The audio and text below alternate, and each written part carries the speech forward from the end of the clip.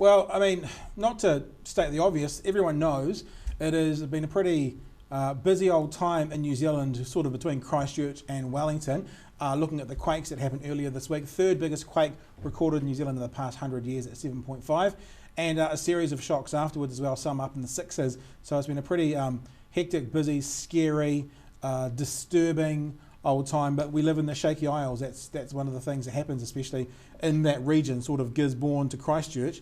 There are a lot of fault lines, there are a lot of quakes that happen all the time, and we've been hit with another one, Dominic, George, or another several, 1,500 I believe there's been since that first quake. Interesting to see what's happening in Wellington.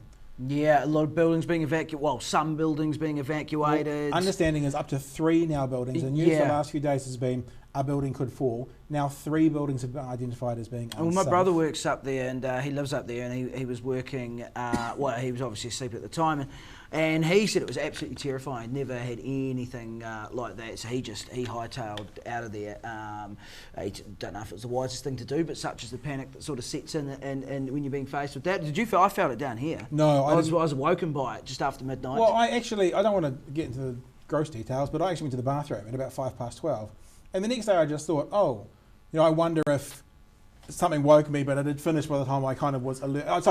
Maybe it did. Yeah, absolutely. So I don't know. Or it could have been coincidence. But Wellington, Wellington is an interesting one, isn't it? Because obviously there's a lot of old buildings around there. They're going to have to address that now. There's going to be a long, lengthy and costly process, I suspect, Pat. Well, the thing that my concerns don't really matter, but one of the things that I think is most concerning is through my whole life, through your whole life, for a very long time, everyone talks about, at some stage, the big one. The big one, yeah. Wellington, right? This did not hit Wellington, as in it wasn't the epicenter. No, it wasn't. It hit Wellington, but it wasn't the epicenter.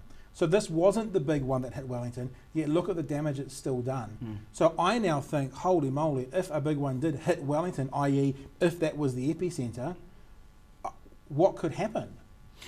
You hate to think what could happen. I mean, it's interesting as well. Of course, a lot of infrastructure damage, a lot of roads. You look at Kaikoura. The one side you can't get in or out, the other side you can't either. I mean, that's pretty much isolated right now. The helicopters are coming. They've had to evacuate. They're getting people out by sea. I mean, interestingly, of course, there's a lot of warships in town, in our shores, around our shores at the moment because of the 75th Royal Navy anniversary that's coming up. So they've had to be deployed to get people out. Tourism, you wonder what sort of impact that will have in the next wee while as well when you add up what's happened over the last few years in New Zealand. So look, and a lot of dairy farmers are being hit. They can't get the milk out, they can't milk the cows.